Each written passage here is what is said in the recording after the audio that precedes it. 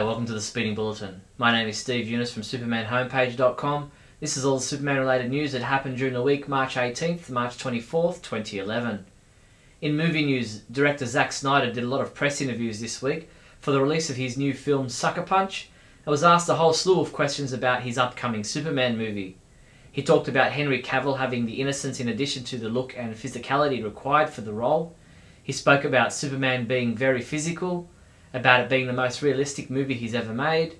About casting Diane Lane and Kevin Costner as the Kents, he said, you sort of get a sense of how tonally we're looking at the movie, and what you realise is that those guys are serious actors, and we're taking this seriously in terms of the tone of having those guys. Snyder also confirmed that Viggo Mortensen would not be cast in the movie, which led LatinoReview.com to speculate that Edgar Ramirez from The Bourne Ultimatum is being looked at to play a villain in the new movie, while Deadline.com claimed that Michael Shannon is also being considered, but what villain is as yet unknown. Snyder also confirmed that part of the movie would be shot in Vancouver, Canada, with production starting in August. Henry Cavill, the star of the upcoming Superman movie, will reportedly be attending WonderCon 2011, along with fellow cast members of his new film Immortals. Immortals will make its worldwide debut at WonderCon across April 1st to 3rd, with cast members and filmmakers to present first footage of the film and participate in panel discussions. On Saturday, April 2nd, cast members will be on hand to sign autographs for fans from 2 p.m. The Superman homepage will be in attendance to report on all the Superman-related events. In an interview with AdelaideNow.com.au, Red Riding Hood star Amanda Seyfried revealed that she'd auditioned for a role in Zack Snyder's Superman movie. She said, "I auditioned for a role in the new Superman and didn't get it. It's unknown just what role she was auditioning for."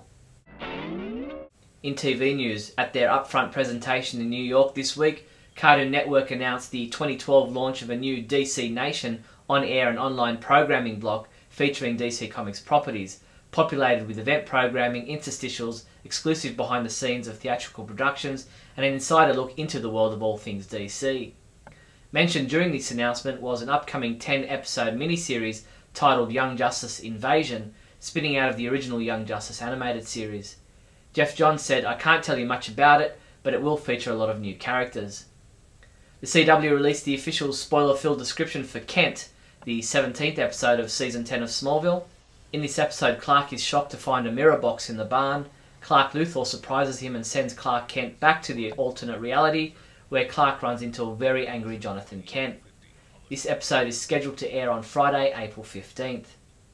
The cast and crew of Smallville got together at the Vancouver Club in Vancouver, Canada on Saturday, March 19th for their wrap party.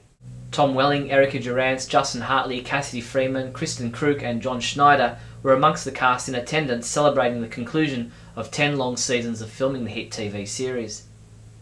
Tom Welling and Erica Durance will be featured on the cover of TV Guide's April 7th edition of their magazine, which will contain a special Smallville tribute feature. TV Guide released a video of their photo shoot for the magazine with Erica Durance.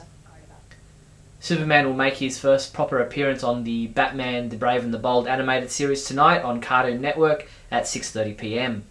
Titled The Battle of the Superheroes, the episode sees the Caped Crusader head to Metropolis to help the Man of Steel take down Lex Luthor in a team-up of the so-called world's finest heroes. But when Superman gets mysteriously infected with red kryptonite, he becomes a power-hungry egomaniac. It's up to Batman, with an assist from Krypto the Superdog, to subdue Superman until the red K wears off.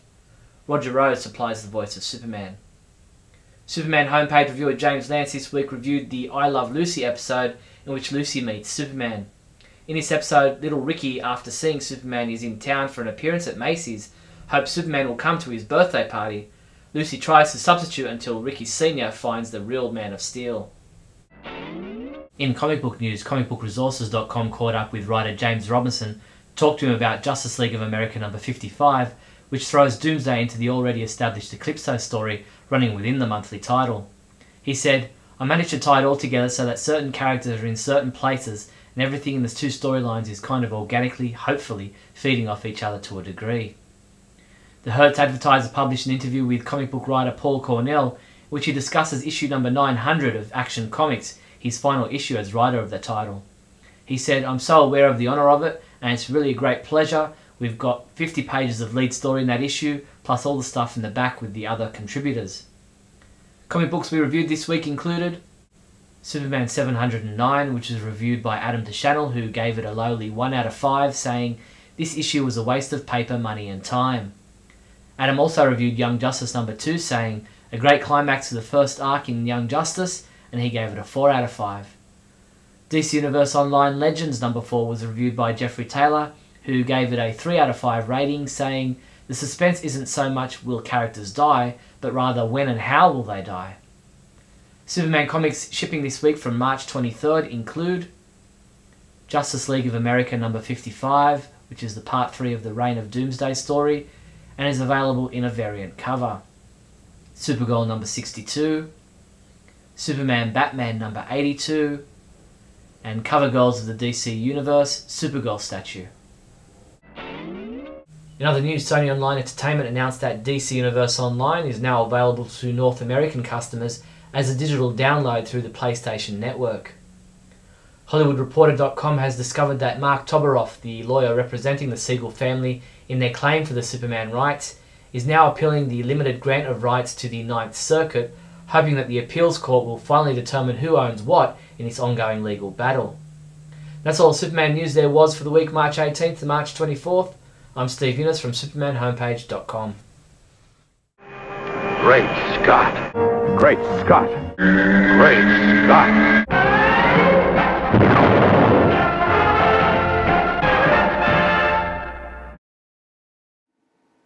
Hello everyone, welcome to Great Scott. I'm Scotty V. It's good to see you. Well, Smallville. So we've been on a 10-year journey, huh? This won't be the last time I speak of Smallville in this final season, but I felt that I needed to bring it up now. 10 years ago, I began a journey with Clark Kent, as did we all, and we were promised that we would see his becoming of Superman. We still haven't gotten there. He's still not flying. He's still wondering if he should kill people or not. He still wishes he didn't have his powers, and he's still very reluctant at being the hero. Now, one of the very last episodes we saw before we went on our little spring hiatus up until the run of the finale, we got to see what I like to call one of the most insipid, almost completely intolerable, most mind-numbing hour, but not even really an hour, like 41 minutes of television that I have ever seen. The show should have been called Hangover Smallville style, and it was insufferable. The characters were completely out of character. People that were doing things that they should never ever do or ever be seen doing were doing them. Clark stealing things, robbing signs, robbing bank trucks, just horrible. And why? Because Zatanna, who is supposed to be another superhero, drugged them all with a magical champagne that made them all act nuts. I agree, there were moments where I laughed, and mostly I was laughing the entire time at the total ridiculousness of the entire episode. I hate when Smallville does this. They've done this many times. And I'm not a Smallville hater, as you can see by my little collage here. Many years ago, when I still cared about the show on a regular basis, every season I would cut out pictures from magazines, print out pictures online, and I would put them together in this little method here. The first season I got this original poster which promised us a look at the love story between Lana and Clark, another thing that got completely out of control and completely crazy, and I put all the important people in Clark's life on it and just went down the list. And eventually I stopped doing that. I think it was around season 4 or so when things got crazy. Smallville, we have 6 hours of episodes left, and you've promised great things. And in the beginning, with Clark up on the cross and the S painted on his chest and the relationship between Lex and Clark, we got close.